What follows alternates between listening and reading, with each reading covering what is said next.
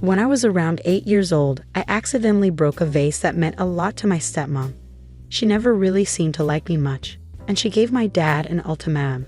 It's either her or me. I was sure my dad would choose me because we were really close, but that night he said I was going to stay at Grandma's. I couldn't believe it until I actually got there, and he left. That moment changed something inside me. He called me every day and tried to visit as much as he could, but I couldn't pretend to be happy because I wasn't home. I stopped pretending pretty quickly. Looking back, I realized I acted like I didn't feel anything towards him. No anger or sadness, just numbness. Sometimes I overheard my dad complaining to Grandma about how I had changed. When I was 9, I told my mom I wanted to live with her all the time because I couldn't stand talking to my dad or seeing him anymore. Even though her apartment was small, she agreed. Honestly, I slept in her bed until I moved in with my fiancé. But I didn't mind because she's my mom, and it was better than being alone in my own room with him around. My mom and I got really close, and she signed me up for after-school activities so I could avoid my dad, and eventually, we just stopped talking to each other. I'm grateful for it because it meant I didn't have to be around him. A few years ago, my stepmom had a baby, and everyone was celebrating. But I was glad I wasn't there and hadn't even met the kid yet. I only saw him on special occasions or when they visited Grandma's house when I happened to be there. My fiancé proposed to me recently in a low-key way, and I only told a few family members about it. Now even Grandma knows how little I talk to my dad and how I keep him out of the loop. So it was a shock when my dad called me, inviting me to a family dinner to meet my fiancé and my new baby brother. I made up an excuse because I wasn't interested. Turns out Grandma spilled the beans, and I got angry with her for telling my dad about my engagement. Then my dad texted me, scolding me for taking my issues out on Grandma. I hate to admit it, but he was right about that. He sent me to Grandma's because he couldn't deal with me, and now he wants us to play happy family? Not happening.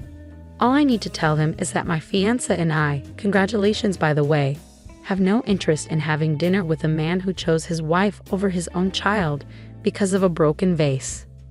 And let's not even get started on how my stepmom got away with giving such an ultimatum in the first place. He's reaping what he sowed, no doubt about it. Speaking as a father myself, there's no way I'd ever prioritize a girlfriend over my own child, especially not for something as trivial as a vase. I probably burst out laughing if she ever tried to give me an ultimatum like that. It seems like both dad and stepmom are a match made in heaven, if you ask me. Honestly, I'd be tempted to send them a goodwill vase with a sarcastic note like, "Since you missed the wedding, here's a vase you can walk down the aisle anytime you want." Or maybe even a photo of the vase dressed up like a bride. If the OP is Jewish, perhaps she and her fiancé could film themselves smashing vases in a wedding-style video. Oh, but why not send a vase to your dad and stepmom to congratulate them on the new baby, along with a card? You could write something like, "Hope the new baby doesn't break anything too precious. Grandma's not getting any younger raising your kids." Or even, "The day you chose your wife over your own child was the day I stopped being your daughter. Please refrain from contacting me, as I have no interest in maintaining a relationship with you." It's powerful and eloquent. And OP, don't forget to apologize to your grandma, but make it clear that you'll have to limit what you share with her if she continues to pass information along to your father. I have 2 sons who are in their preteen years from my previous relationship. My ex and I split up because of various issues, one of which was Emily, a woman he worked closely with for years. They became very close, and she often made remarks to me about how my ex deserved someone better than me and accused me of trying to tear his family apart. Sometimes she even pretended to be his wife at work events, which my ex would just brush off. Besides, he wasn't great at handling finances and other responsibilities. After we separated, my ex officially started dating Emily, which wasn't surprising to me at all. Emily became even more hostile when she realized that my ex's family still liked me and continued to include me in their gatherings, especially when she noticed that my sons weren't thrilled about the situation. She saw herself as their dad's new girlfriend. Emily went as far as to insult my ex's mom for praising me as the best mom during a family dinner. The judge warned my ex about using Emily for custody exchanges and dealing with our boys' issues. She had confronted me multiple times during exchanges, showing hostility and even saying things that could be seen as trying to turn the kids against me. Despite the warning, my ex continued to let her handle things, and he was fined for disobeying the judge's orders. He was told that if it happened again, custody arrangements would be changed. Lately, there's been more attention directed towards me. Emily, unable to have children of her own, wants the boys to see her as a mother figure. They came to me for guidance, but I refused, stating that Emily wasn't their mother and I wouldn't endorse it after the years of verbal abuse from her. During an awards night at school in June, Emily insisted the boys take photos with her for the school newsletter. But they refused, stating she wasn't their mom. My ex scolded them, but I stayed silent. When X and Emily criticized me for not supporting them and allowing disrespect, I defended the boys, stating that what they said wasn't disrespectful. They accused me of being a bad parent and teaching the kids to disrespect women, but I stood my ground. So am I the one in the wrong here? Definitely not. They were just stating the truth, and it's pretty amusing how they're trying to enforce respect while being disrespectful themselves. Should I consider seeking a modification of custody based on their behavior? Because honestly, your boy's well-being is at risk with these two. She's not their mom, and they're not replacements just because she can't have kids of her own. They're children, and if they don't ease off, they'll only push them away and damage their relationship permanently. What happens when nobody's around to protect them at his place? Will your ex prioritize your sons or his new wife? Let's face it, they were emotionally involved at least. How blind are Emily and your ex? This is exactly how most kids feel about their dad's new partner. They're never going to see her as their mom. And when she said she wasn't asking but ordering them, their response was spot on. She's not their mother, so she can't give them orders like that. It's a fact that Emily isn't their mom. And by being hostile towards their actual mother, she's not going to earn any motherly role in their lives. Your ex is making a huge mistake. He's letting his wife jeopardize his relationship with his own kids. Someone needs to make him see that.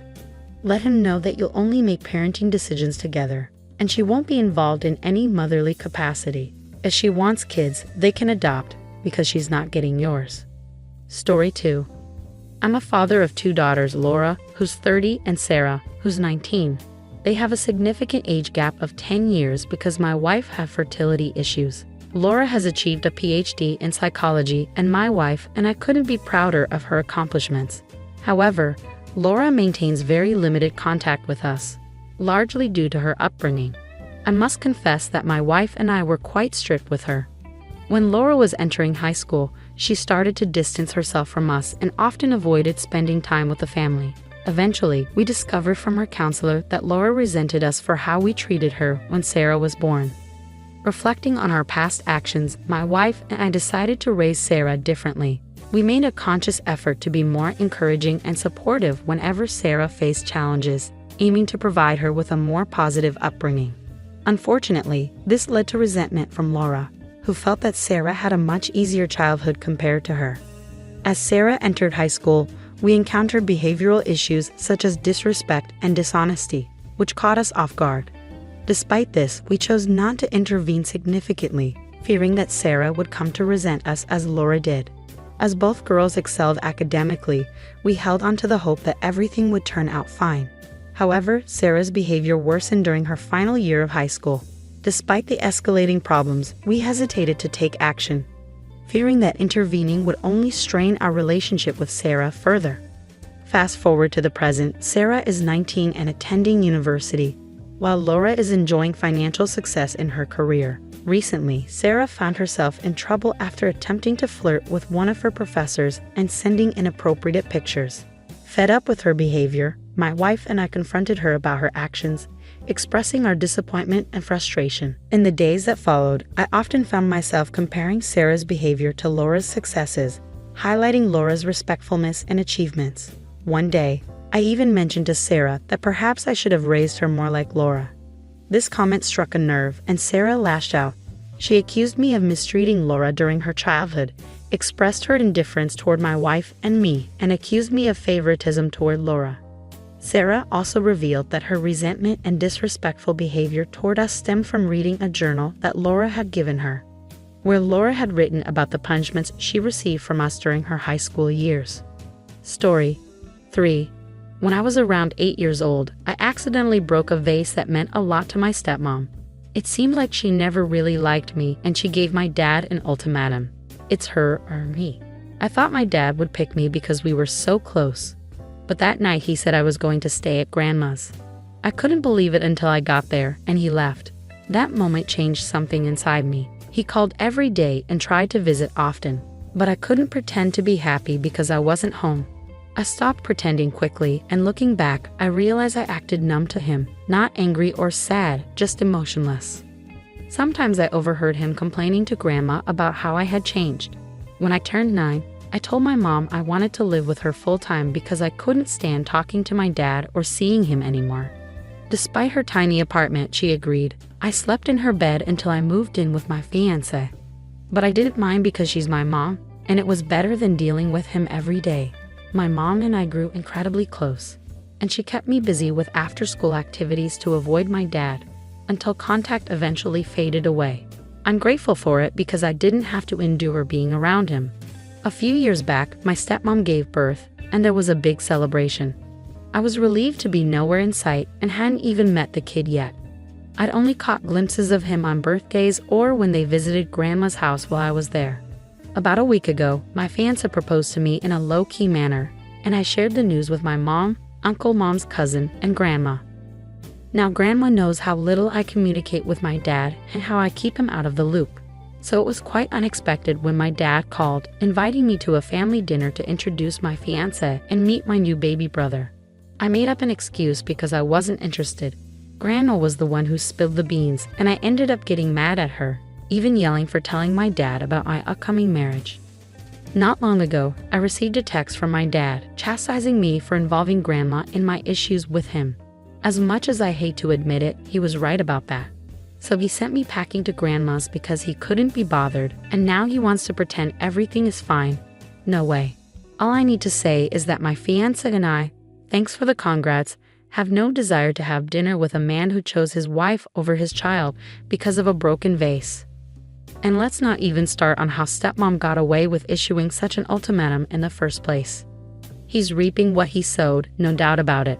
Speaking as a father myself, there's no way I'd ever prioritize a girlfriend over my own child, especially not for something as trivial as a vase. I probably burst out laughing if she ever tried to give me an ultimatum like that. It seems like both dad and stepmom are a match made in heaven, if you ask me. Honestly, I'd be tempted to send them a goodwill vase with a sarcastic note like, "Since you missed the wedding, here's a vase you can walk down the aisle anytime you want." Or maybe even a photo of the vase dressed up like a bride. If the OP is Jewish, perhaps she and her fiancé could film themselves smashing vases in a wedding-style video. OP, why not send a vase to your dad and stepmom to congratulate them on the new baby, along with a card? You could write something like, "Hope the new baby doesn't break anything too precious. Grandma's not getting any younger raising your kids." Or even, "The day you chose your wife over your own child was the day I stopped being your daughter. Please refrain from contacting me as I have no interest in maintaining a relationship with you." It's powerful and eloquent. And OP, don't forget to apologize to your grandma, but make it clear that you'll have to limit what you share with her if she continues to pass information along to your father. I have 2 sons with my ex, both in their tween years. Our relationship ended due to various issues, one of which was Emily, a colleague my ex became close to. She often belittled me, claiming my ex deserved better and that I was trying to break up their family. On multiple occasions, she even pretended to be his wife at work events, which my ex found amusing. Additionally, he struggled with financial management and other responsibilities. After our breakup, he officially started dating Emily, which didn't surprise me. Emily's hostility escalated when she realized my ex's family still respected me and included me in gatherings, despite my boys not being entirely happy about her presence as their dad's new girlfriend. She even insulted my ex's mom for praising me as the best mom during a family dinner. The situation worsened when the judge warned my ex about using Emily to handle custody exchanges and issues. Emily had confronted me several times in front of our children, showing hostility and making remarks that could be seen as attempting to alienate me as a parent. Despite the judge's warning, my ex continued this behavior, leading to fines for violating court orders. He was warned that if it happened again, custody arrangements would be revised. Lately, there's been a rise in tension directed toward me. Emily, unable to have children, desires the boys to see her as a mother figure. They sought my assistance, but I declined, asserting that Emily isn't their mother, and I won't encourage them to view her as such after the years of verbal abuse from her. During an award ceremony at school in June, the boys were asked by Emily to join her in photos for the school newsletter. They declined, stating she wasn't their mom, so she couldn't make such requests. Despite their refusal, my ex reprimanded the boys, while I remained silent. When confronted about not supporting them, I defended the boys, explaining that their response wasn't disrespectful. However, my ex and Emily insisted I should have intervened and not allowed such perceived disrespect. They accused me of being a bad parent, claiming I shouldn't have allowed the boys to act that way, and accused me of teaching them to disrespect women. So here I am, wondering if I'm the one at fault. No, you're not. They simply stated the truth. It's also quite amusing how they're insistent on avoiding disrespect. But does this behavior warrant revisiting custody arrangements in your favor? Frankly, the mental well-being of your boys is at stake with these two. She isn't their mother, and are not substitutes because she has fertility issues. They're just kids, and if they don't back off, they'll only alienate them and damage their relationship irreparably. What happens behind closed doors at his place when no one's there to protect them? Would your ex prioritize your sons or his new wife? Let's not ignore the emotional affair they had, at the very least. How blind can Emily and your ex be? This is precisely how most kids feel about their dad's new partner, and they're unlikely to accept her as their mom. As for her assertion that she wasn't asking, in essence, she was commanding them, their response was appropriate. She's not their mother, so she can't dictate to them that way. Emily isn't their mother. That's a fact. By being hostile to their mother, she won't play a maternal role in their lives. Your ex is making a mistake. He's allowing his wife to jeopardize his relationship with his own kids. You need to make that clear to him. Tell him that you'll only make parental decisions with him, and none will involve her as a mother. If she wants kids, they better adopt because she's not getting yours. Story 4. I'm a 55-year-old father with 2 daughters, Laura, age 30, and Sarah, age 19. There's a significant 10-year age gap between them due to my wife's fertility issues, which is important to note. Laura has achieved a PhD in psychology, and my wife and I couldn't be prouder of her accomplishments. However, Laura maintains minimal contact with us, largely due to her upbringing. I must confess that my wife and I were particularly strict with Laura. As she entered high school, she began to distance herself from us, often refusing to spend time with the family. It wasn't long before we discovered through her counselor that Laura harbored resentment towards us for how we treated her when Sarah was born. Reflecting on our past mistakes, my wife and I made a conscious decision to raise Sarah differently. We aimed to provide her with encouragement and support, unlike the treatment Laura received. Despite our efforts, Sarah's teenage years were not without challenges. Issues such as disrespect and dishonesty arose during her high school years, leaving us perplexed as to their origins. Nevertheless, we tolerated her behavior, fearing that intervening would only result in her resenting us, similar to Laura. Both Laura and Sarah excelled academically, leading us to believe that we were on the right track. However, Sarah's behavior deteriorated during her final year of high school, yet we hesitated to take action, fearing that she would come to despise us as Laura did. Fast forward to the present, Sarah is 19 years old and attending university, while Laura enjoys financial success in her career. Recently, Sarah found herself in trouble after attempting to flirt with one of her professors and sending him inappropriate pictures. Fed up with her behavior, my wife and I decided it was time to confront her. We expressed our disappointment and frustration, raising our voices in the process.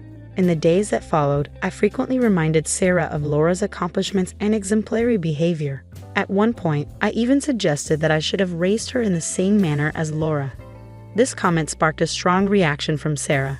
She lashed out, accusing me of mistreating Laura during her childhood and showing favoritism towards her. She expressed her disregard for my wife and me, claiming that my remarks had deeply hurt her. Additionally, she confessed that she had been acting rudely towards us after reading a journal that Laura had written during high school. In the journal, Laura detailed how we used to discipline her, which evidently affected Sarah's perception of our parenting.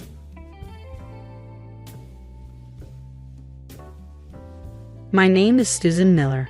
I'm 47 years old. I've been married to John for 25 years. Our family includes John, who is also 47, and our daughter Emily, who is in high school. But something happened because of John that almost broke our family apart. It all began when John forgot his phone at home one day when he went to work. He's always on that thing during meals. It's no wonder he leaves it behind sometimes.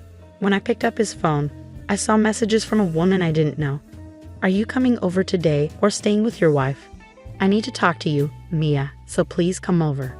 What is all this? I panicked as I read the shocking messages. Then my husband John, realizing he'd forgotten his phone, returned home. "Do you know where my phone is? It looks like I left it at home." "Come on, if you have it, just give it back. I'm going to be late for work." What's going on? Who's this legal wife? And who's Mia? When I confronted him, John seemed surprised at first but then sighed heavily and began to explain. "I was planning to tell you about this. I had everything prepared, but I guess getting caught now is probably the right timing." "The right timing? What do you mean?" "Just like you're thinking, I have a mistress. Those messages you saw were from her." "What? You've been cheating? For how long?" "I guess it's been over 15 years now." "Over 15 years?" "Yeah, her daughter is in junior high school now. She's technically my child. She would be Emily's half-sister. She's facing high school entrance this year. It's going to be tough. So I'm planning to divorce you and marry her. I intend to support my daughter as a father." I couldn't understand what John was saying at all. "Daughter Emily is your daughter too, isn't she? Don't you care about her?" "I didn't say I didn't care about her. Emily has been my precious daughter for 17 years too, but I don't plan to take her with me. It would be awkward to have a daughter who's not biologically related to her mother and the family, you know. Everyone would feel uncomfortable. So I'll leave Emily to you. In return, I'll make sure to pay child support until she graduates from college. And if Emily reaches out, I'll be willing to talk. So that should be fine, right?" "Are you serious?" "I'm dead serious. In fact, I think I'm offering a pretty good deal. Oh, and here, I shouldn't forget to give this to you." "What's this?" "I've already filled in my part, so just write down yours and submit it. Let me know once you filed the divorce papers. I'll come to pick up my stuff once the divorce is finalized." "Wait a minute. What are you saying? You're not coming back?" "Yeah, I'll be living at her place from now on. I'll talk to my folks. You just take care of Emily and don't do anything unnecessary." "Well then, thanks for the last 25 years. Take care." Hey, just wait. John handed me a divorce paper and left the house in his usual attire for work. I'm sure her place must have been prepared with all the living necessities for him. How could this? What am I supposed to do now?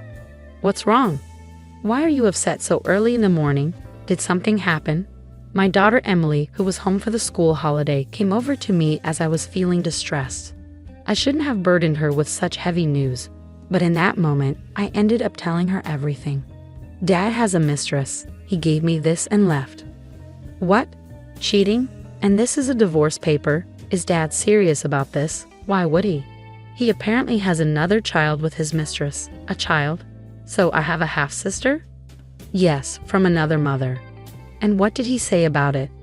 He said he'll pay child support to take care of you. What about apologies to you? Well, you're the one most affected, Mom, and there are no apologies. What is he thinking? After hearing my story, Emily bit her lip, thinking for a moment before responding. I see. If Dad's going to act like this, then we'll have to come up with our own plan. Huh? What do you mean? Don't worry, it's nothing dangerous. Since Dad seems to have no remorse for betraying us for over 15 years, we'll make sure he deeply regrets what he did. But of course, that requires some planning. But Mom, you're not blaming yourself for Dad's actions, are you? It's all Dad's fault. You don't need to feel guilty. We don't need to hold back. As we watch Dad face the consequences, he's getting what he deserves. So it's only fair that we make sure Dad understands the pain he's caused, right? Well, my daughter is actually the smartest kid in the USA. Her intelligence has amazed adults since she was little. She probably already has a plan in mind for this. Just wait, Mom. I promise I'll make Dad regret what he did. With that, Emily wore a mischievous smile. A month later, Emily and I had settled into our new routine, just the two of us. The door creaked open, and in walked my husband, John, but with patches of his hair shaved off as if by a clipper. The first thing he said was, "What the hell were you thinking?" Dad stormed into the house with clippers in hand. After hearing everything from you, look what you've done to me, he said, pointing at his patchy haircut. John went on a tirade. He explained how he was relaxing at his mistress's house when suddenly his father showed up with clippers and gave him an unplanned haircut. Then he managed to escape and rushed back home in this state just to give me a piece of his mind. I warned you, didn't I? I talked to Dad, so you weren't supposed to do anything unnecessary. You know how much Dad hates dishonesty. He's always been strict with me because of that, and it's been traumatic. Despite knowing that, you still went and told on me. Are you jealous? Jealous that we might be happy while you're stuck in misery? Is that why you haven't filed for divorce yet? Then you spill everything to Dad. You're truly pathetic. The reason I cheated was because I couldn't stand this side of you, you coward. That's when it happened. What are you misunderstanding? It wasn't Mom who told Grandpa everything. It was me. My daughter calmly responded to the raging John. What? So Grandpa attacked with clippers, huh? Just as I expected. What do you mean, as expected? Emily, did you tell Grandpa to attack me with clippers? No, I didn't say that. I just handed something to Grandpa, proof of your affair. This goes back a month. Hey Mom, what do you think is the scariest thing to Dad in this world? Soon after John left, Emily asked me that question. The scariest thing to him? Yes, that would be Grandpa. I once asked Dad what he was most afraid of in this world. He immediately answered Dad. I had also heard about it before. My father-in-law detests dishonesty above all and wouldn't hesitate to correct anyone behaving improperly, even strangers. John was raised strictly by my father-in-law since childhood and said he could never go against him. Dad said before he left, I'll talk to Dad about it, so don't do anything unnecessary. That's because the last thing Dad wanted was for Grandpa to find out about this situation. So I'm pretty sure Dad won't tell Grandpa the real reason for the divorce. He might say we just couldn't agree on things, or worse, he might even claim he cheated. That's terrible. That's why we need to act first to prevent that from happening. Plus, there's another benefit to telling Grandpa first. Dad is an employee at the company Grandpa runs. Dad got the job through connections, thanks to Grandpa, and has climbed up to the position of manager. Can you imagine what would happen if Grandpa, who hates dishonesty, found out about Dad's affair and secret child of over 15 years?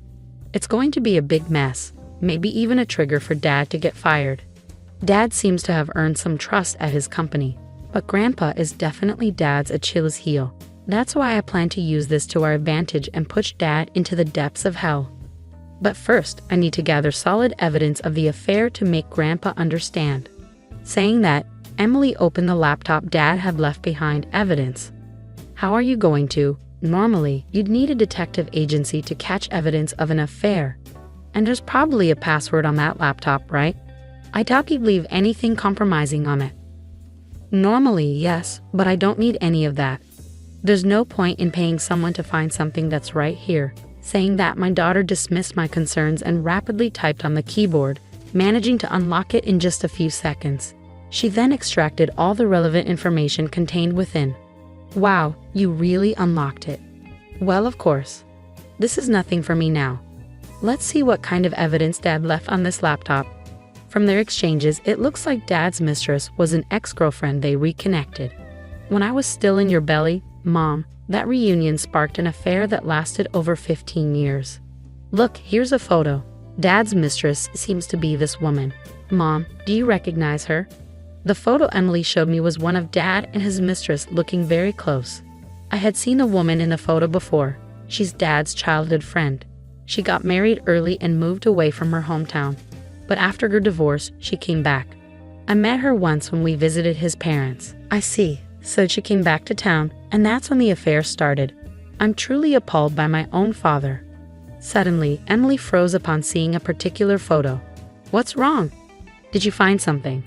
Look at this. Emily looked at a photo of a girl who appeared to be the hidden child. Probably this is my half-sister, Dad's secret child. Are you okay? If it's too hard for you, Mom can take over, and you don't have to do this anymore, Emily. No, it's not that I mind. I want to see this through to the end. Saying that, Emily turned back to the computer. It seems like this girl hasn't been officially recognized as Dad's child. He hasn't acknowledged her. Well, that makes sense. He was probably planning to acknowledge her after the divorce.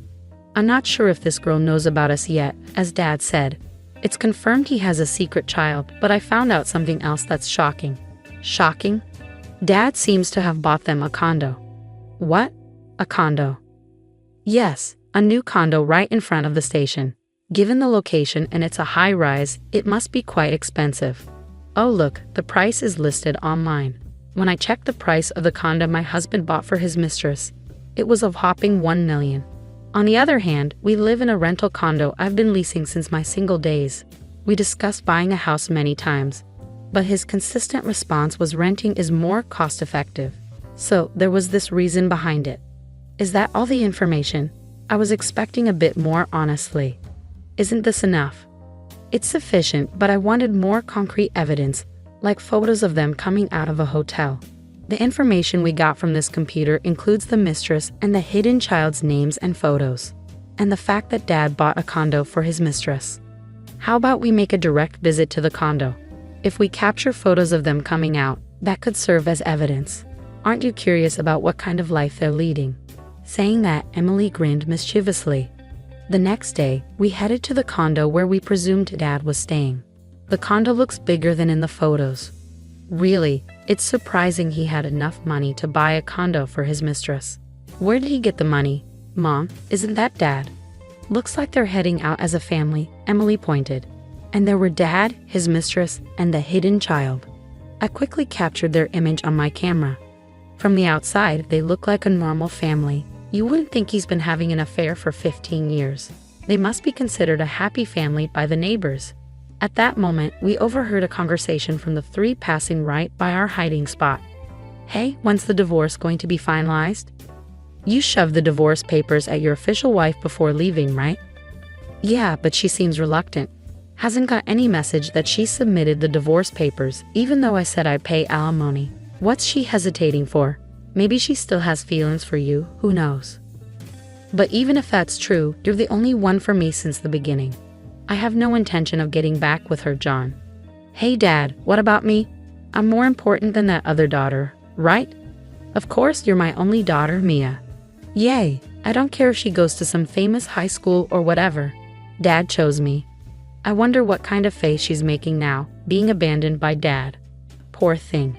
Hearing our outrageous conversation left us astounded. Then, I thought she didn't know since she's not recognized, but she knew about us. No need to hold back then. Let's not just plunge Dad into hell, but those two as well. Emily seemed even more determined to seek revenge after overhearing their talk, glaring at the three with a wrathful expression. But it's good we came here. We got a video of the three leaving the condo, and thanks to their chatter so close to us, we caught their entire conversation. With this evidence, I bet we can demand a much higher amount, and Grandpa won't stay silent for sure. With that evidence in hand, we went to a law firm to draft the claim documents. For the finishing touch, Emily and I headed to my in-laws' house. It's rare for you to visit without notice, and just the two of you at that. Something happened. Actually, I shared everything that had occurred with my in-laws, Mike and Lily. Mike started trembling and then exploded in rage. Over 15 years of cheating, and he even has a secret child. That bastard, where is he now? He's been at his mistress's place since he left in the condo he bought her, right in front of the station. What? When Dad said, my daughter is only Mia. Only you, does Dad hate me? After living together all this time, he values that woman's child more. And if Mom and Dad get divorced, does that mean I'm no longer Grandpa and Grandma's granddaughter? I don't want that, Emily. That's not going to happen. Even if they get divorced, you're our only granddaughter. Don't worry, Grandpa will make sure he pays for this. His expression was exactly like Emily's that time. He had a look of burning vengeance on his face. And then, a few days after we left his house, Mike, armed with a clipper, raided the apartment where he was staying. That's how we got to this point. You did this. Sorry to shock you, but I have something to give you. With that, I handed my ex-husband a brown envelope. What's this? Open it, you'll see. He hesitantly opened the envelope and turned pale upon seeing the contents. What? Why? Inside the brown envelope were documents related to child support and division of property. Why? You're wondering why Dad did warrants paying this entire amount, right? I can't understand why you'd question that. But this amount is just since you seem not to understand. Let me explain. It was determined by several factors. I think what Dad has to pay Mom is fair. For that amount, I still have an issue with the amount, but this division of property is absurd. Why do I have to sell the condo I bought? That's ridiculous. I thought you'd say that. What? The condo you bought for your mistress in your name is subject to division of property. That's a well-established fact. It's not something you can argue against. What about them then? You're not telling me they have to leave, are you? Exactly. If a house is being sold, the people living there need to leave. You're heartless. I'll throw those words right back at you. After all these 15 years, you've really outdone yourself in deceiving us, you coward. You seem quite unhappy with these documents, but no matter what you say here, Dad's wishes won't be met. These aren't documents we made up. They were professionally drafted by a lawyer we hired. So if you have any issues with the amount, why don't you hire a lawyer yourself and file an appeal? Whether that will be successful or not, I can't say. Hearing this, my husband blurted out, Okay, I get it. I'll break it off with her and move out of that condo. That's what you want, right? Apparently, the idea of paying hefty alimony was too much for him. He said he'd break up with her and return home. However, things didn't go as he had hoped. Break up? Move out? Do as you like. It's no longer my concern. Not your concern. This is about us. We're married. We should talk more. Are you misunderstanding something? We're nothing to each other anymore, complete strangers. What are you saying? But you haven't submitted the divorce papers yet. That's only because I've been too busy dealing with your mess to get in touch. I submitted the divorce papers the day you left, so we're already divorced. What? Too bad, Dad. It's too late. The divorce papers have been processed, and you two are divorced. As for the documents, we'll be claiming accordingly. Damn it. And don't forget about the child support payments. I heard it from Mom. You said it yourself, right? That as a father, you would diligently pay child support until I graduate from college. Thinking back, I can't recall any fatherly things you've done for me, but at least for this last part, be responsible and live up to your word, Dad.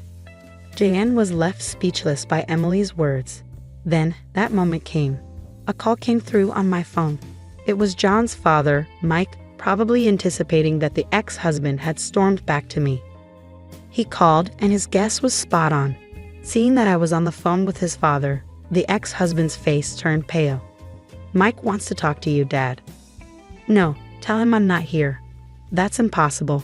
Besides, Dad knows you're here, so avoiding him now will only make things worse later, won't it? Reluctantly, he took the phone and started talking. Dad, what do you want? I didn't. Why do I have to come home? Wait just a minute. Hey, what did he say? He said I have to come home because he has something to talk about. Well, you better go then. Go? Are you kidding? If I go to Dad, I'm finished. What should I do? But fretting about it here isn't going to help, is it? What do you mean? Grandpa said you're fired. Why? I don't know the details, but if it's serious enough for a firing warning over an affair, you must have done something quite bad, right? Well, looks like you do have an idea by that expression. Then you better hurry to Grandpa's place. Hearing his daughter's words, the ex-husband rushed out of the house in a panic. It seems his position meant everything to him after all. Dad, that was quicker than expected. I heard from Emily. Are you serious about firing me, Dad? Just because of this affair, which has nothing to do with work. And now you're firing me? This is clearly wrongful dismissal. Wrongful dismissal? Have you forgotten all the mistakes you've made? Unauthorized absences, being late, trouble with employees at partner companies are everyday occurrences. Other employees had to clean up your messes while you strolled around like you own the place because you're the president's son and the presumed next president. It's only natural you be laid off for this. This is a fair decision. But so suddenly? True, I've turned a blind eye until now because you're my son. But that ends today. What do you mean by that? After today, I'm cutting ties with you. You betrayed the two people you should have cherished most, trying to find happiness just for yourself. You're no longer my son or anything to me. Never show your face to me again. No, this can't be true. To my father-in-law's declaration, the ex-husband was fired. Furthermore, being told that their familial bond was severed, he collapsed to his knees, screaming in agony. When my father-in-law told us this, Emily and I high-fived each other. However, a few days later, he did as Emily suggested and hired a lawyer to dispute my claims, but his appeal was rejected. In the end, he had to pay exactly as I initially demanded. It seemed John's mistress was entirely dependent on the ex-husband's salary, being a part-time housewife with a meager monthly income. Hence, I admit to what I've done and I'm reflecting on it, but I can't pay such an amount. Half? No, even a 30% reduction would be appreciated. She pleaded for a reduction, as if haggling at a market, but I rejected it. Eventually, her parents had to pay off the debt in her stead.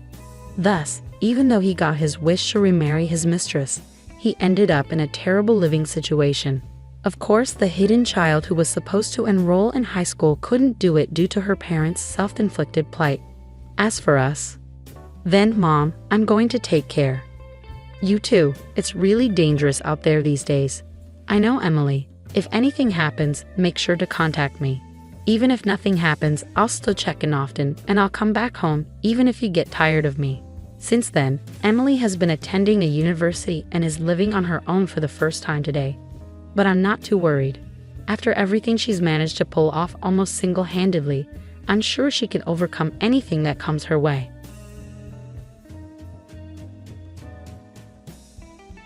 Returning home one day, I was stunned to find my room barren. "What's happening here?" I exclaimed. Behind me, my sister-in-law's voice cut through the silence, filled with a sense of victory. "You, a childless, unproductive woman, are nothing but an obstacle in my path. Leave." Her words dripped with malice as she attempted to usurp my parents' home. The notion was absurd. After all, I was single. "I'll unravel your devious plan," I vowed. My name is Catherine, a 40-year-old office worker navigating life's twists and turns. Though I've encountered potential partners, circumstances led me down the path of singlehood. Despite occasional bouts of loneliness, I've made peace with it. Marriage isn't the be-all and end-all. Besides, there's the responsibility of caring for my parents. With my older brother living afar, I took it upon myself to support our aging mother after her father's passing. Now, it's just the two of us, relishing the tranquility of our days together. Despite my mother's sharp mind, a year ago she suffered a leg injury, leaving her disabled. Now reliant on a cane, car, or wheelchair for mobility, she struggles even within the confines of our home, requiring constant care. Fortunately, being single and able to reside with her, I've been able to meet her needs. Were I married and living elsewhere or far away, the situation would be far more challenging. So I suppose my single status has its advantages. Yet while I've found contentment in my life, there's one who's discontented: my sister-in-law. Much younger than me, she married my older brother, making her, despite her status, my junior. They live distantly but return for holidays like Christmas and summer vacations. Whenever my brother's family visits, my sister-in-law seems to reserve her harshest words for me. This past Christmas was no exception. As they arrived, she wasted no time in whispering in my ear, "Still living off your parents, Catherine." Shocked, I retorted, "I'm not mooching off anyone. Just because I'm single and living at home at 40 doesn't make me a parasite." She scoffed. "Oh, really? Well, I'm raising 3 children. Can you even comprehend the responsibility? What's your point? The state's population is declining, isn't it? Our family is doing its part to reverse that trend. Singles like you are the problem," she sneered. "Do you take pleasure in population decline? Is life even worth it if you're single forever?" Her words stung. They struck a chord deep within me.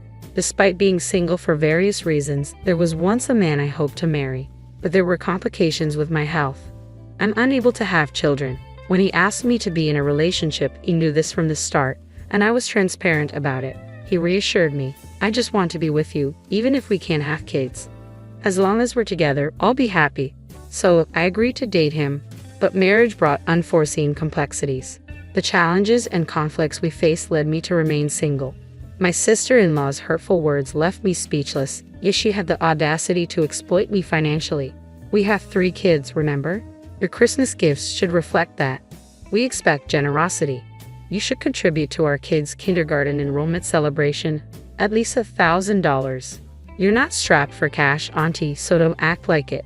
Don't you want to give our kids a good education? I'll let you help raise them, so pitch in for their extracurricular activities." It's as if she believes using the kids as leverage will justify her demands for more money. I don't mind giving gifts for special occasions, but I fail to comprehend why I have to endure her disapproving sighs as she inspects the cash in the envelope right then and there. Then why am I expected to foot the bill for their extracurricular activities? When I mention it to my mom or brother, they react with disbelief, unable to fathom such audacity from my sister-in-law because they've never witnessed it. That's the thing. Behavior only surfaces when we're alone. She's quite cunning. During the recent New Year's holiday, she wasted no time opening the gifts I gave to my nephew and niece while my brother stepped out briefly to assist my mom. With a disdainful tone, she remarked, "Is this all? Your gift is quite meager. How destitute are you, you tightwad?" It's yet another instance that my mom and brother struggle to believe. I've contemplated recording her behavior, but the potential fallout on family dynamics holds me back. I can't risk damaging relationships. After all, my mom cherishes her 3 grandkids dearly. If my grievances lead to my sister-in-law avoiding visits, it would deprive my mom of precious time with her grandchildren. That would be heartbreaking for her, so I opt to stay silent. If I can simply brush off her hurtful comments, perhaps things will calm down. That's what I believed until circumstances took a sharp turn. One weekday, my sister paid a visit. With my brother at work and me working from home, it was just the 2 of us. My mom was at a senior daycare center, the kids were at daycare, and they were due to visit their maternal grandparents afterward. In this rare moment, my sister-in-law came to see me alone. I was puzzled by her unexpected visit on an unusual day, but she wasted no time getting to the point. "I think we should move in here," she declared. I was taken aback. What could she possibly mean by that? "Move in," I echoed, seeking clarification. "Exactly. Our family has been considering it," she confirmed. "By our family, you mean?" I trailed off, trying to wrap my head around the idea. "My husband, our kids, and me," she clarified. "Here, in this house?" I asked, incredulous. "Yes, because I'm pregnant with our 4th child." I couldn't believe it. With 3 kids already, 1 in elementary school, another in kindergarten, and the youngest just starting preschool, they were expecting a 4th. It was impressive, but they currently lived near her parents, who likely provided support as they were doing today. So, I couldn't help but wonder, what would be the advantage of moving here? "John's getting transferred here. That's the scoop," she revealed. John, my brother, now I recall him mentioning this. "Seems there's a plan to open a branch office right here in our hometown. Who's eager for a branch office gig?" I asked. "John, apparently," she replied. He had volunteered for the position with enthusiasm. It made me wonder how personnel decisions could be so casually made. "Are you okay with this, sis? Wouldn't it be better to stay closer to Mom and Dad?" she inquired. "Mom and Dad are still working, so I can't lean on them too much. They start to fret if I ask too often, lecturing me with check with your husband first or stop delaying parenthood, assuming parents are the ultimate fallback. Mentioning a 4th child would just add to the stress." "Fair enough. That's your call. I'm not in the loop," I responded. I could empathize with your parents' viewpoint. My brother mentioned how he takes on household chores after work, cleaning, laundry, and even cooking dinner. My sister-in-law confirmed it. It's true. Despite his work fatigue, my brother has always been considerate and helpful. Maybe that's why he seemed worn out whenever I saw him. Still, isn't expanding the family a bit daring? I questioned. "Life is a blessing, a joyous occasion," she countered. "I'm not one to say, stop having kids. But why the move to our place?" My confusion must have been evident. My sister-in-law explained, "Dealing with my parents is a hassle, and our current location is too isolated and inconvenient. Instead of leaving John to fend for himself here, we thought it'd be better for all of us to move in together." "Well, there are plenty of daycare options around here, right? So, Catherine, could you please find a place of your own soon?" My sister-in-law's words left me dumbfounded. What on earth was she suggesting? "I'm about moving in. Let's discuss that with my mom and brother. But why should I be the one to leave? Think about it. We'll soon be a family of 6, right?" I reasoned. "That's true," she conceded. "So won't this house be too cramped?" I continued. "Well, I suppose," she reluctantly agreed. "Then why are you telling me to leave?" I pressed. "I don't understand. Yes, 6 people is a lot, but 8 of us, including my mom and me, can manage living together. Sure, when the kids grow up, sharing individual rooms may become necessary, but worrying about that seems premature."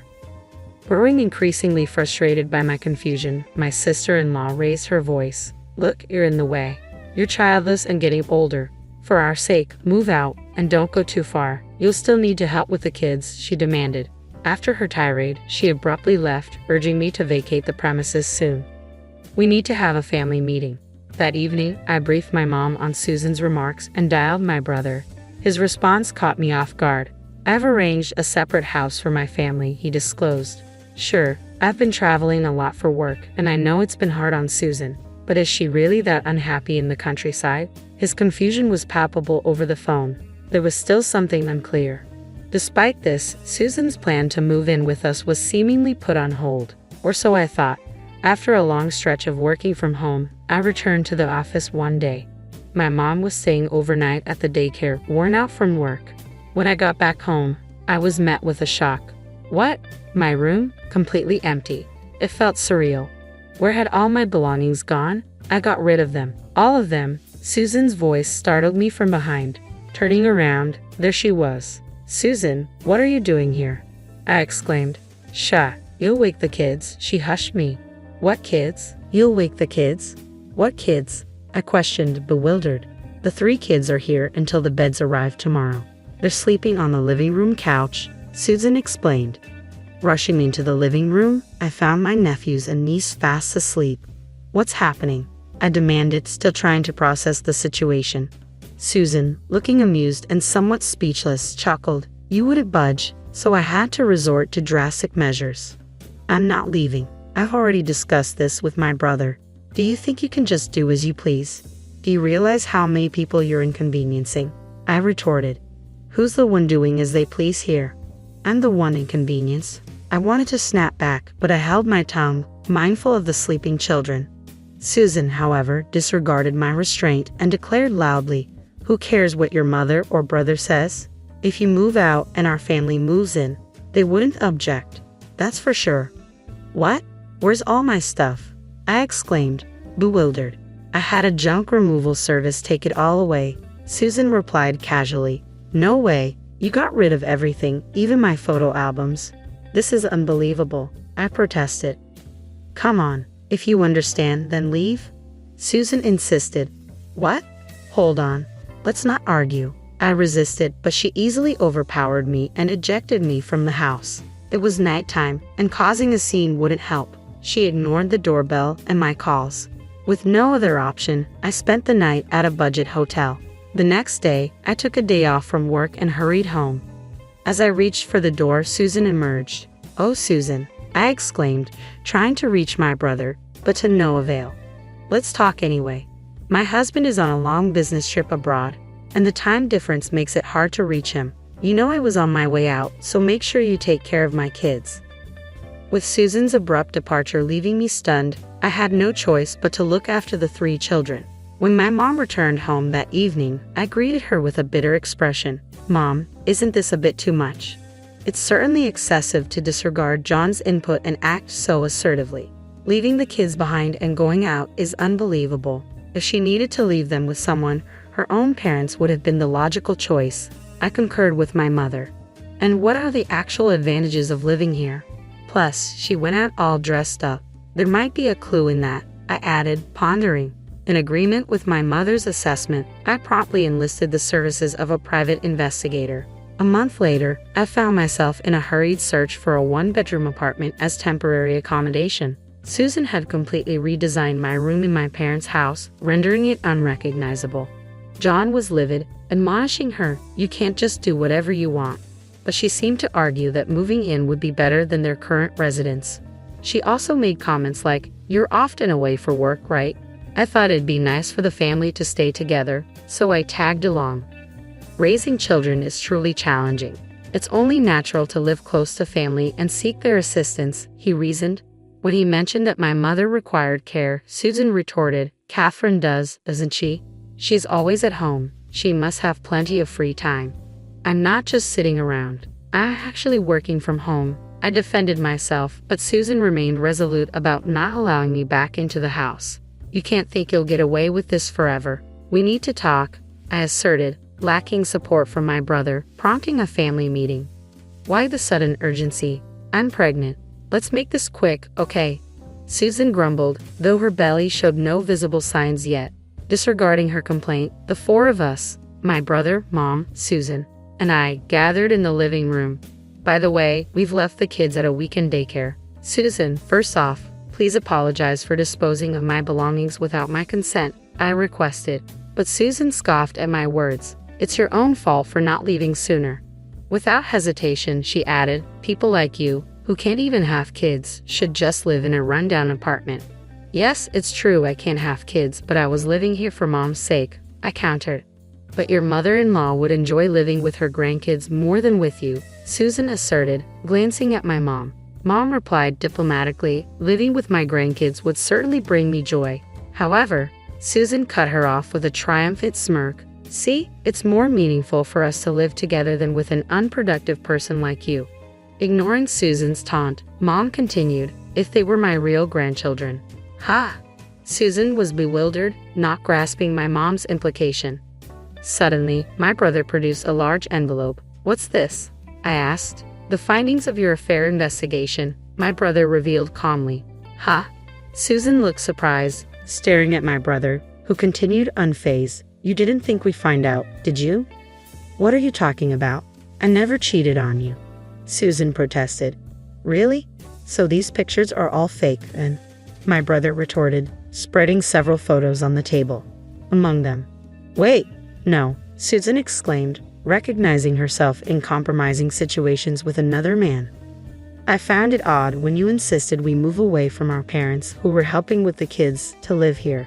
Sure, the city offers more convenience, but you're not even utilizing childcare services and are relying on Catherine for childcare, aren't you? Well, I need a break too. Why not use childcare services like today? It's a waste of money. Do you think I haven't given you enough money? I'm saving up for our future, you defended. What's the point when our bank account is empty? John interjected, presenting the bank book, which indeed showed a balance of 0. Hey, why are you brushing this off? It's our family's money. I have every right to check. So where's the savings for our future? Well, it's in a different account, you stammered. Oh, really? Let's see that bank book then. I don't have it with me. Where is it? John pressed further. Well, Susan hesitated, her lies becoming increasingly apparent. Despite the moderate temperature, sweat formed on her forehead. Maybe it's in the attic, she finally mumbled. John slammed his hand on the table. Enough. No more lies. Can you still justify yourself in light of this evidence? He demanded, pointing to a photo. Oh, I'm sorry. I made a mistake, Susan confessed, her composure slipping. You've been having an affair with this man since we got married, haven't you? John accused. The guy confessed to me, Susan protested. What? Why were you talking to him? He has a family too. He only confessed to me under the condition that I wouldn't tell his wife, John exclaimed. What? He betrayed me, Susan exclaimed in disbelief. The one who betrayed us is you. Susan seemed flustered under John's intense glare. Eventually, she regained her composure, the sweat dissipating. Well, I regret the affair. It won't happen again, I promise. But I think it's best not to divorce. It's not good for the kids to be without their mother, and besides, I'm carrying a new life. You wouldn't want to be separated from your own child, would you? Turning to me, Susan continued, you can't expect grandchildren from a childless daughter. And if I take the kids and leave after the divorce, you'll never see your grandkids again. Is that what you want, mother-in-law? She laughed triumphantly at our silence. See? Exactly. Useless old woman, just a nuisance. It's only natural for her to leave.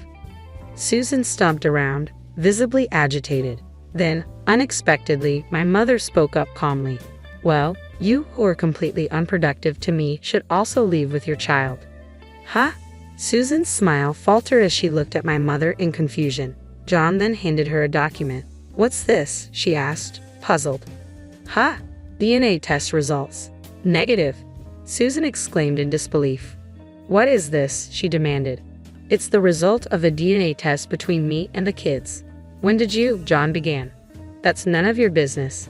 Anyway, the results speak for themselves. None of them are mine. And here are the results confirming your affair, meaning they are indeed your kids, John interrupted, handing her the document.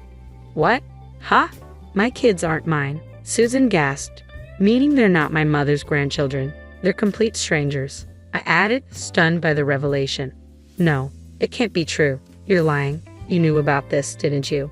You orchestrated this. Susan accused, her voice rising in panic. I didn't. That's what the other guy said, John protested. You told him it's sad that our children can't live together as a family, I interjected, shocked by the revelation. Susan looked as though she might faint any moment, her face drained of color. Then my mom delivered the final blow. So, you're a burden because you can't bear my son's children. Please pack up and leave with the kids and hurry. What? Are you going to throw us out onto the street? These young kids, you monster. Susan cried out, attempting to garner sympathy. The real monster is you. Another voice boomed through the room, causing Susan to whirl around, eyes wide with shock. Dad, why are you here? And Mom too. Standing before us were Susan's actual parents. They've agreed to take all the children once I explained the situation, my dad explained. You foolish daughter. Can there be anything more shameful for a parent to hear? Susan's father's stern words caused her face to pale even further as she sobbed. John, Catherine, I apologize deeply for my daughter's foolishness. We will make sure she faces the consequences. Susan's mother added. Consequences? Hold on, I can't afford that. Susan protested. Will you cover for me, Dad? She pleaded. No way. I'll lend you the money, but you're paying me back even if it takes you a lifetime, her father declared sternly. With that, her father whisked Susan, who was on the verge of tears, away without waiting for a response. Her mother, repeatedly bowing deeply in apology, left a lasting impression. Despite being good parents, they had raised such a daughter. Raising kids is tough, huh? I remarked lightheartedly. Later on, my brother John smoothly went through with the divorce. Her parents cleared the alimony and her expenses from the affair in one go. The kids went back to their grandparents' home. They've been there before, so they're adjusting fine without any confusion. They didn't do anything wrong, John, who had always believed they were his biological children, said with a hint of sadness. It's hard to accept that they're suddenly not yours. I hope John's wounds heal one day, I mused. 3 years later, John found a great partner and had a child of his own. But that's another story. As for Susan, she had her 4th child, and when she tested for paternity, it confirmed it wasn't John's. Under strict supervision from her parents, she worked tirelessly, but she continued her affair. Eventually, her infidelity was exposed to her lover's wife, leading to a major confrontation. After the intense altercation, Susan faced more alimony payments, and it appeared she was ejected from her parents' home. Her whereabouts remained a mystery thereafter. As for me, I continued to lead a tranquil life, caring for my mother as always. Remarkably, all the belongings she disposed of were swiftly recovered by contacting the waste disposal company on the same day. On one such serene day, a familiar face greeted me unexpectedly. It had been quite some time. Before me stood the man I had once envisioned marrying. I couldn't forget about you, and I've remained single all this time. Even my parents have relented, albeit for a somewhat selfish reason. With my brother now married and having a child, they've told me I'm free to pursue marriage as I please, he confessed, a gentle smile adorning his face. Caught off guard, he presented me with a ring. It may be belated, but I can't imagine being with anyone else. I want to support you in caring for your mother. So will you marry me? Overwhelmed, tears welled up in my eyes. Without hesitation, I embraced him tightly, his tender smile offering reassurance.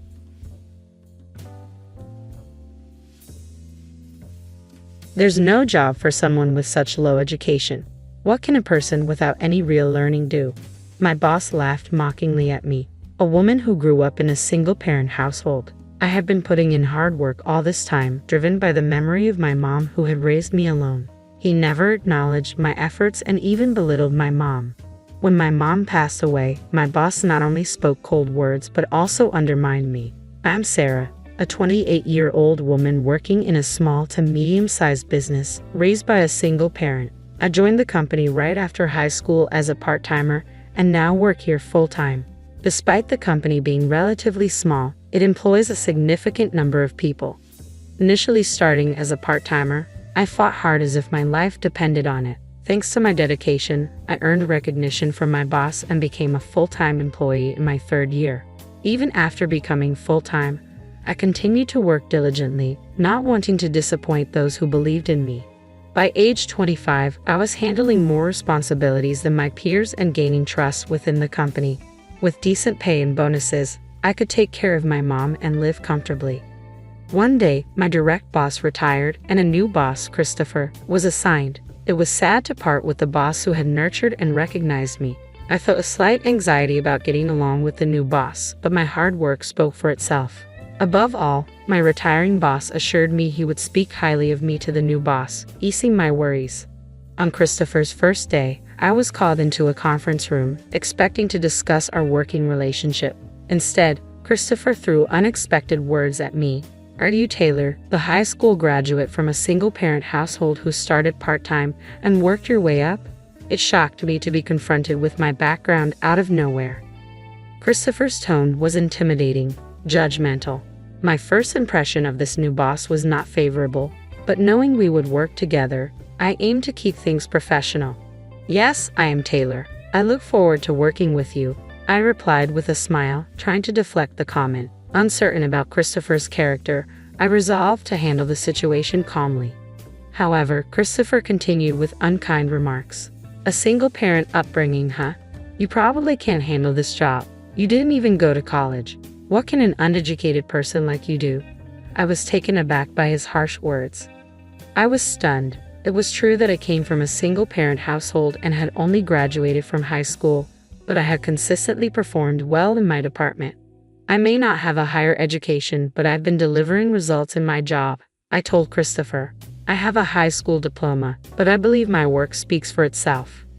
I acknowledge my limitations, but I am still achieving good results, I explained to Christopher. I noticed that, however, your previous boss seemed to favor you quite a bit, he said with a crude, lecherous look. Perhaps you used some seductive tactics to get ahead. Christopher's baseless accusation stunned me. That's not true.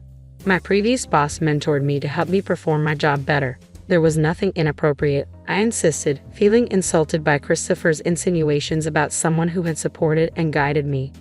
I couldn't comprehend why Christopher would attack me so harshly, but it seemed to be his nature. The prospect of working under such a boss troubled me deeply. Christopher smirked at me, making it clear he didn't hold me in high regard. Despite his disdain, I resolved to prove myself. From what I've heard, this boss believes in meritocracy, I thought. If I could demonstrate my value to him, there would be no grounds for further criticism. Feeling there was no other recourse, I decided to turn Christopher's bias into motivation and redouble my efforts. As I returned to the office from fieldwork, Christopher immediately accosted me with raised voice. Hey, where have you been? He barked. I was out on scheduled fieldwork today, I replied, perplexed by his aggression. Ignoring my explanation, Christopher marched over. You're incompetent at your job. Just do these menial tasks. Organize these documents, he commanded, thrusting a towering stack of papers into my hands. It wasn't my responsibility, and I was pressed for time, but I couldn't disobey. Reluctantly, I began sorting through the documents under Christopher's satisfied gaze. Perhaps sensing my compliance, he began heaping more administrative duties on me from that day forward. Whenever I attempted to focus on my core responsibilities, Christopher accused me of neglecting tasks or chastised me for minor errors. He even belittled me, saying, "You can't handle this because you're from a single-parent household." Until then, my job satisfaction stemmed from delivering results and earning recognition within the company. I had been managing to support Mom and myself without complaint, but now the stress was overwhelming every single day. Quitting my job would worry Mom, and I couldn't bear that thought. So, despite my desperation, I continued working diligently. Then one day, Mom approached me with a request. Despite my financial support, she didn't intend to depend on me forever. Considering my future marriage prospects, she wanted to contribute and save some money for herself. I couldn't refuse her, so I approached the company. Luckily, they were hiring an office worker at the time, which seemed like a perfect fit, unrelated to my department. Hoping to avoid dealing with my difficult boss, I arranged an interview for Mom, and she was successfully hired. Mom began her new role as an office worker at the same company where I worked.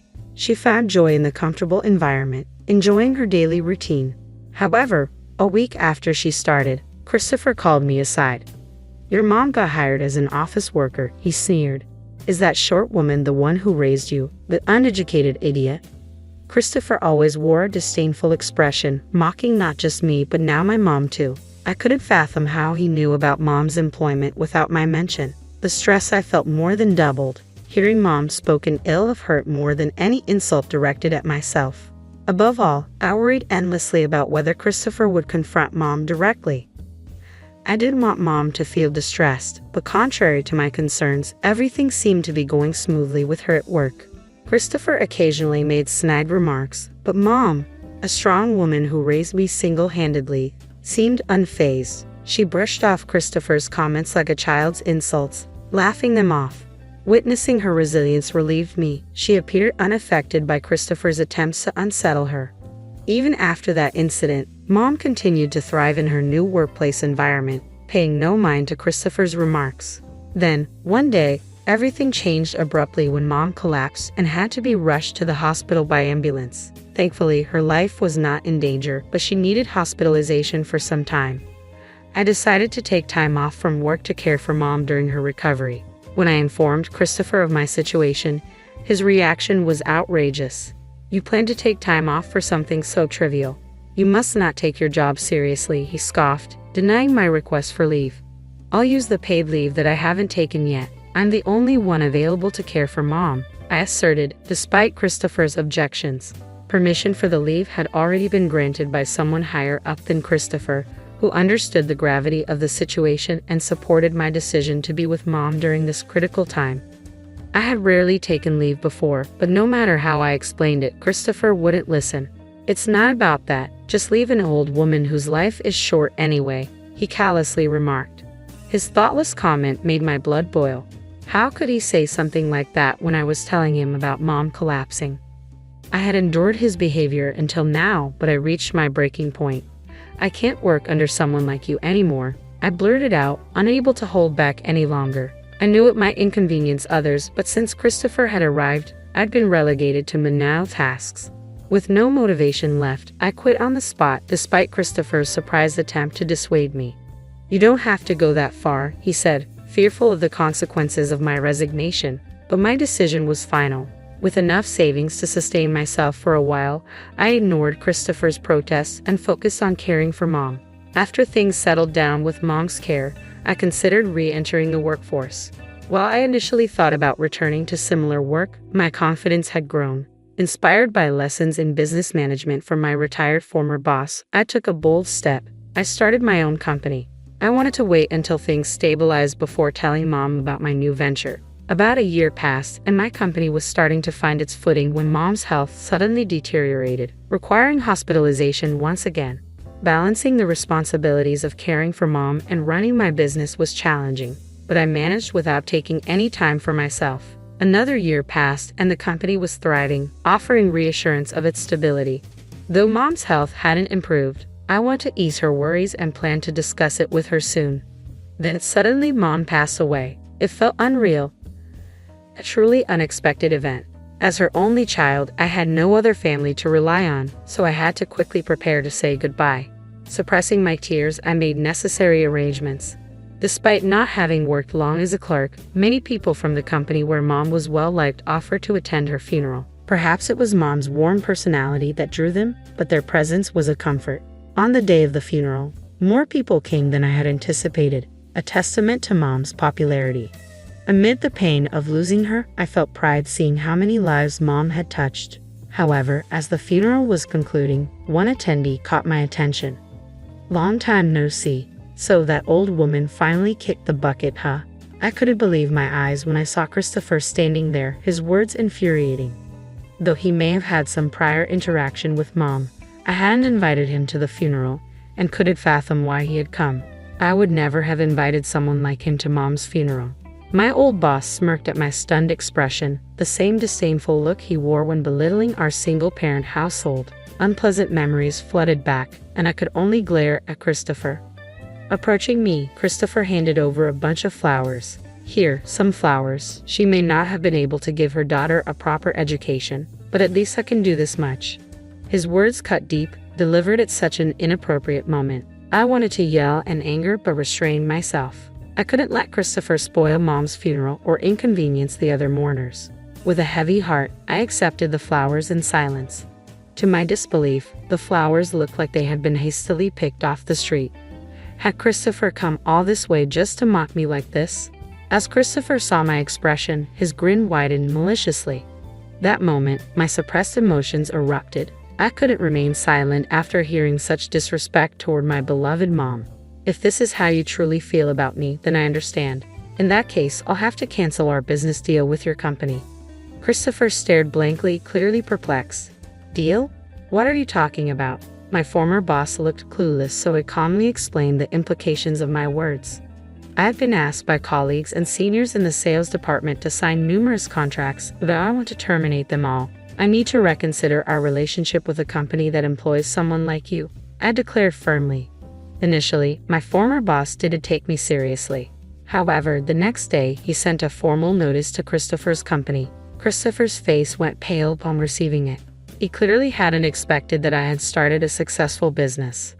Realizing the gravity of the situation, Christopher came to apologize promptly. I'm sorry, he muttered, his apology lacking sincerity. My anger simmered. Sorry?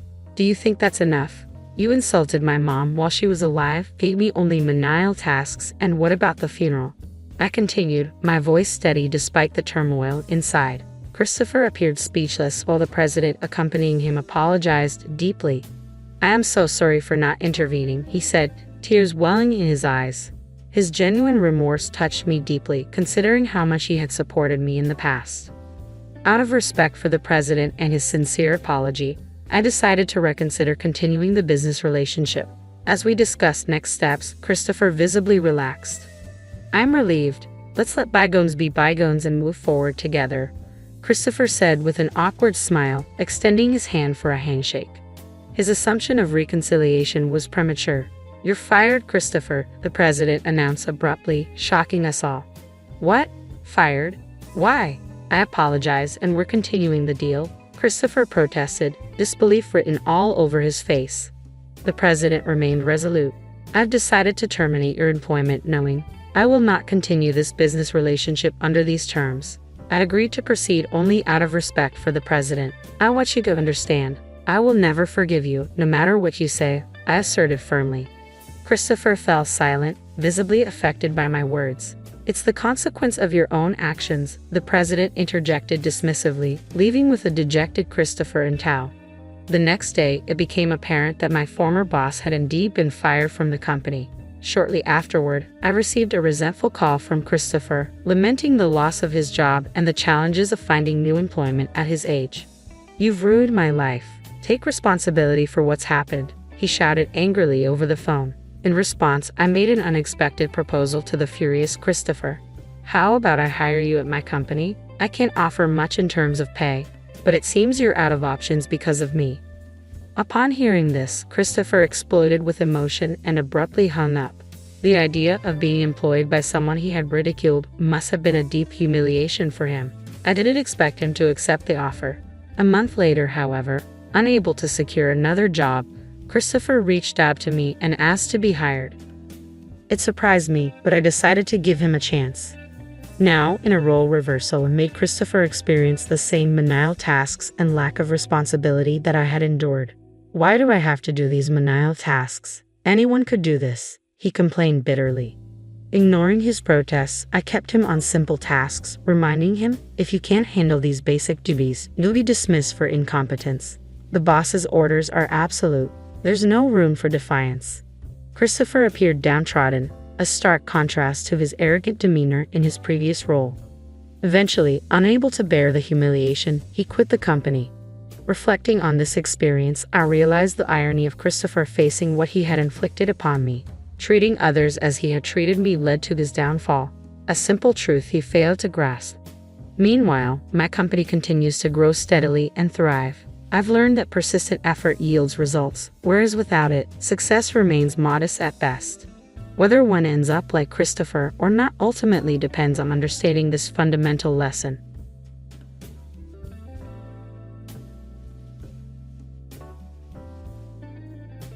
The maternity ward was cozy, like basking in the sun.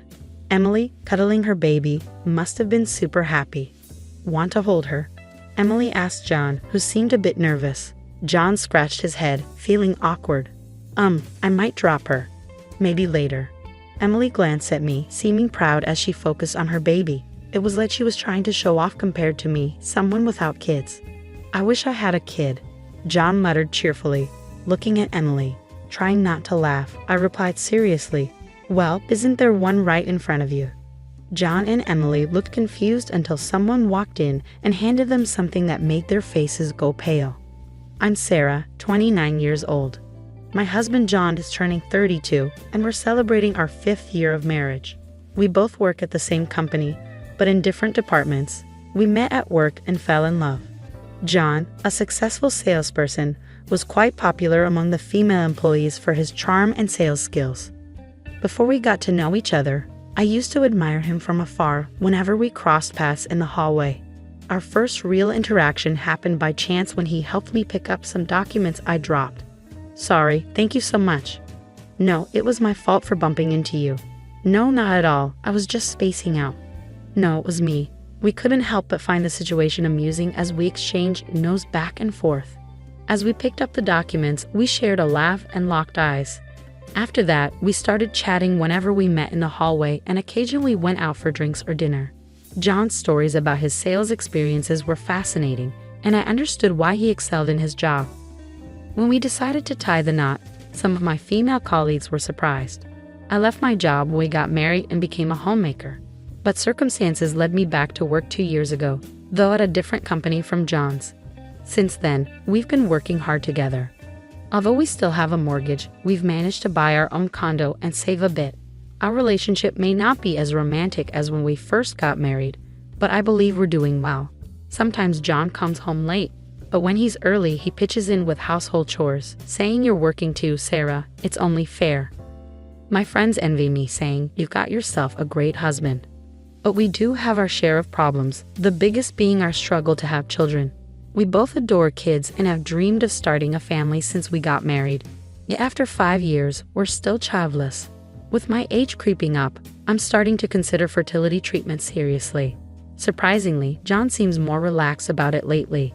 A few months ago, he was enthusiastic about starting a family together, but lately he seems less interested.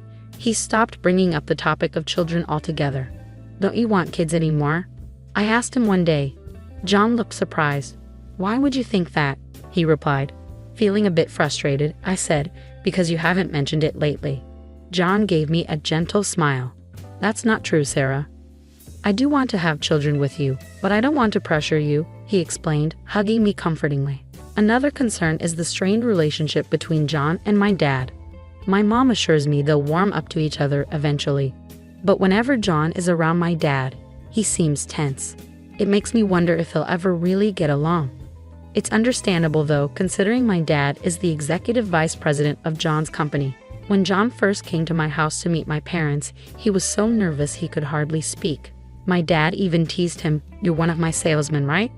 I got defensive, saying, "John is the best salesman." My dad laughed it off, assuring John it was just a joke, which finally made John smile. Sometimes I worry that John faces challenges at work because his father-in-law knows everything he does. When I bring up my concerns, John brushes them off. "It's not so bad when you're the son-in-law of the executive VP. Even the bosses treat you differently," he says. "I'm not taking advantage of it, but they're just more understanding," he adds. "But doesn't that make work tougher for you?" I ask. "Nope," he replies, laughing, seemingly unfazed by the situation. The truth is, there's another reason for the tension between John and my dad. 2 years ago, John had a financial mishap unrelated to work, and my dad helped him out. It was a big deal, and it's why I went back to work. I think John feels guilty about it, even though my dad never brings it up. I can see John wants to make my dad proud, not just as a salesman, but as his son-in-law too. Since we don't have kids, we often go on dates on our days off. One day, after watching a movie, we ran into one of John's coworkers while strolling around town looking for a place to eat. "Was surprised to see you here," Emily exclaimed, spotting us first. This is one of my coworkers. They also got married after we did, from an office romance, John explained. Emily, who was noticeably pregnant, mentioned she was about to start maternity leave. "Thanks for always looking out for my husband," Emily said, her expression twitching slightly. "Oh, it's nothing really," I replied, trying to keep it light, but I sensed some tension. It felt like she wasn't entirely friendly towards me. "Hey, that's not nice, Emily," her husband scolded her. "Sorry about that. We really appreciate your support," he said. He seemed younger than me but easygoing and friendly. He probably excelled in sales with his calm demeanor. It seemed Emily got along well with John, even touching his arm in front of me, his wife. Her husband Tom watched her with a mix of surprise and irritation. "What are you two up to?" Her gaze towards me felt challenging. John sensed my discomfort and quickly intervened to ease the tension. Maybe Tom harbored suspicions about John and Emily's relationship, just like I did. Honestly, I didn't have the best impression of Emily, but I was starting to see Tom in a different light. Once doubts creep in, they're hard to shake. While I didn't think Emily, visibly pregnant, would go to a hotel with John, the possibility of infidelity crossed my mind. Deciding to take action rather than dwell on it, I hired a detective and purchased hidden cameras. I installed them in key areas of the house while the detective monitored John's activities outside. If he was cheating, we'd find out. If not, things would return to normal. I often unwind with long baths, finding solace in the warm water. Soaking for at least an hour is my way of rejuvenating. If John was cheating, this would be an opportune time for him. With my smartphone in hand, I checked on John's activities while soaking. Most days, he seemed to be watching TV or working, but occasionally he appeared to be communicating with someone. The motion detecting cameras ensured I wouldn't miss anything, even when I wasn't actively watching. I meticulously reviewed the recordings and audio, and to put it bluntly, my trust in John was shattered. To compound matters, I discovered that John was the father of Emily's baby. While watching the footage, I couldn't help but gasp in disbelief. John was on the phone with Emily, inquiring, "Is our baby all right?" Though I couldn't hear her response, his serious tone indicated he wasn't joking when he replied, "That's wonderful news." During one of John's bath times, I checked his phone and was stunned by the messages exchanged between him and Emily. "Are you okay?" "No suspicions." "Don't worry, he doesn't even know he's infertile." It was a devastating blow to his pride as a man. It felt too heartbreaking to confront him with the truth. Reading their conversation left me feeling unsettled. I couldn't help but wonder if Emily cheated because her husband, Tom, was sterile, or if John justified his infidelity because I wasn't getting pregnant. I scrolled through their exchanges, taking screenshots with my smartphone as evidence. Additionally, I retrieved Tom's contact details from John's phone. Wouldn't anyone in my shoes feel the same desire for revenge upon discovering this betrayal? They say misery loves company, and I made sure to gather ample evidence before reaching out to Tom, just in case he doubted Emily's infidelity or decided to take her side and thwart my plans. I arranged to meet Tom at the cafe without informing Emily or John. To avoid raising suspicion, I called ahead and informed him about Emily and John's affair. He didn't appear overly shocked or distressed when he arrived. When I thanked him for coming, he simply nodded. "Actually, I wanted to talk to you, Sarah, about something," he said. Curious, I inquired, but Tom insisted on hearing my side first. He explained that revealing John's betrayal would be a betrayal in itself, and he needed a compelling reason to do so. I presented Tom with the evidence gathered by the detective and the proof I had collected. As he examined the images discussing sterility, his expression twisted in disbelief. "Emily seems certain about this here. Do you know anything about it?" I shared that we'd been married for 3 years and underwent testing about a year into our marriage. Tom and Emily had been eager to start a family early on, so he found it strange that they hadn't succeeded after a year. After the testing, I never actually saw the results myself. Emily assured me everything was fine on her end, he explained.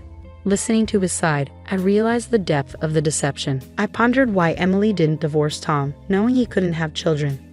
"Oh, that's because Emily is in debt," Tom explained. Apparently, Emily's desire to flaunt her lifestyle led her to rack up debts buying designer bags and clothes she couldn't afford on her salary. Now they were working together to pay off the debt, with the condition that Emily would curb her extravagant spending. Remembering Emily's behavior last time I saw her, her need for attention and luxury made sense. She probably felt threatened by John's attention to me and maybe wanted to make Tom jealous too. "Debt, huh? Sounds like a perfect match for John," I blurted out, earning a puzzled look from Tom.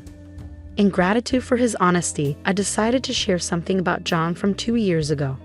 Interesting, Tom remarked with a smirk, clearly thinking along the same lines as me. I'm considering a divorce, I confessed. Me too. It's comforting to know you're thinking the same, Tom replied. Then he revealed something he had been holding back. Was your first encounter with John really accidental? He asked. I nodded.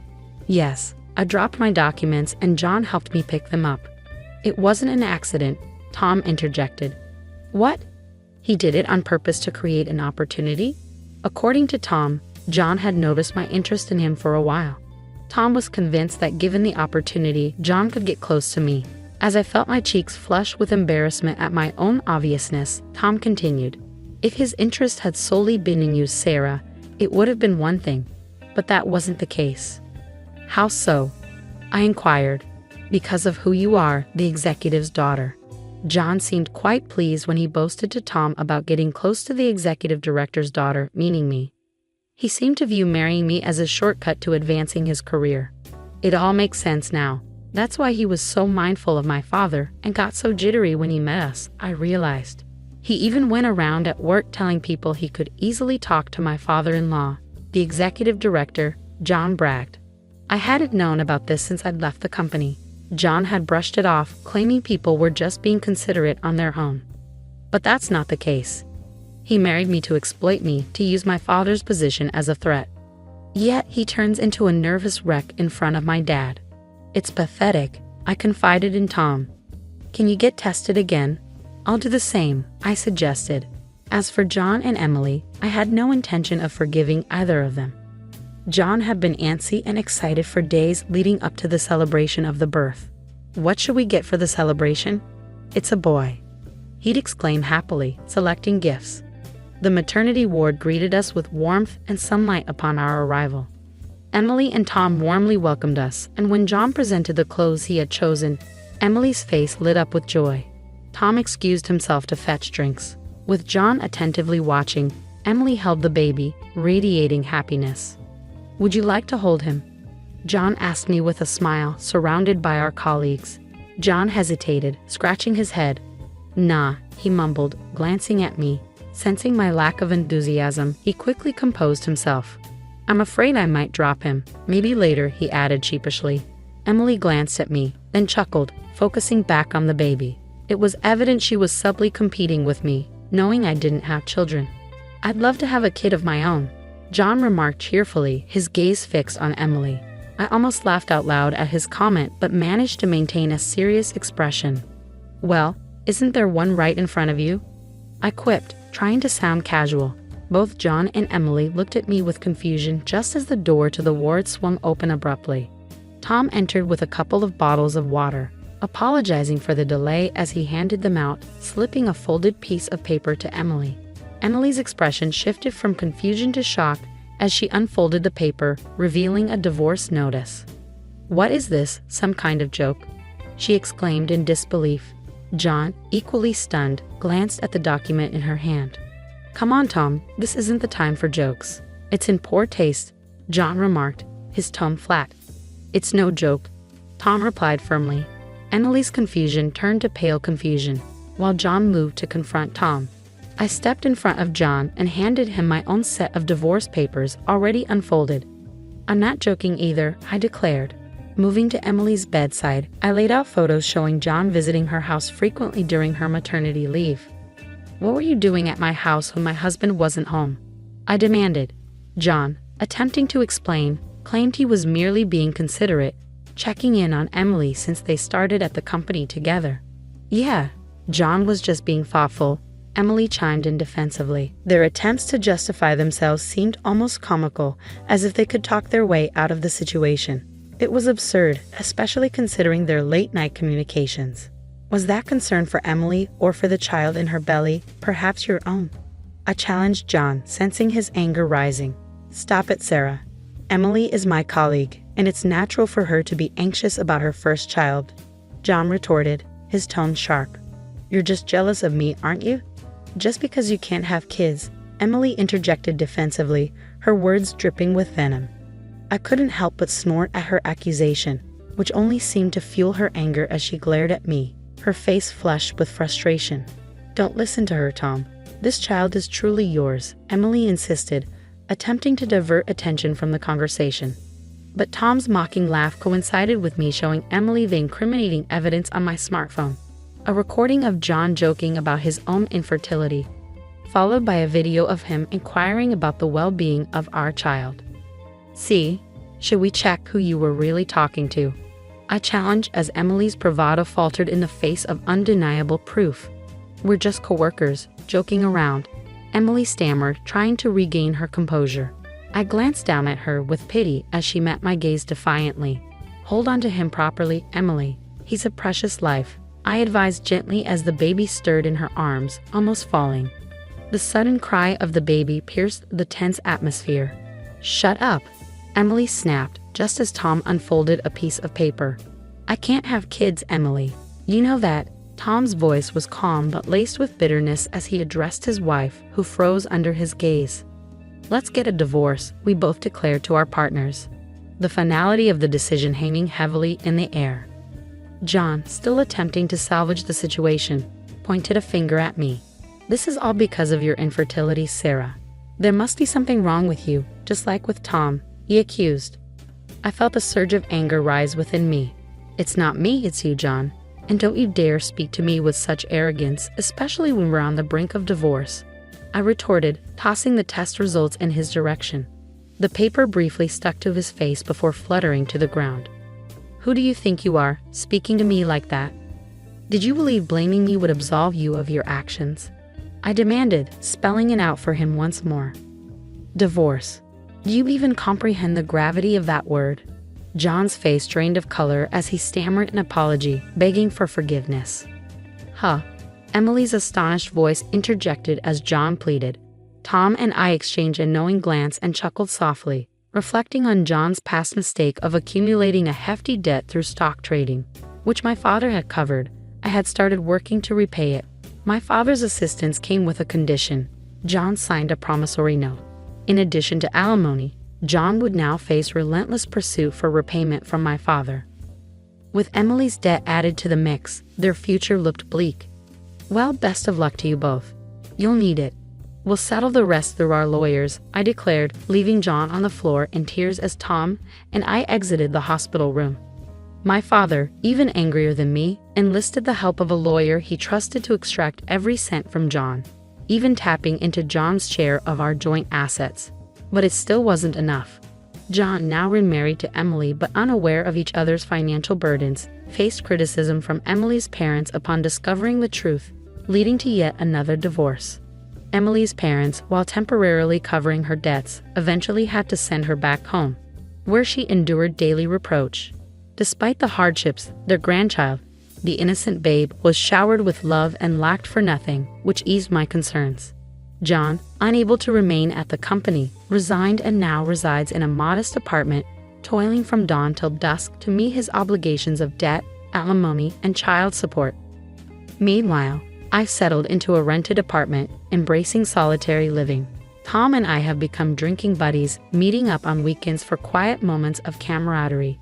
He may not be as chatty as John, but I appreciate the peaceful companionship he offers.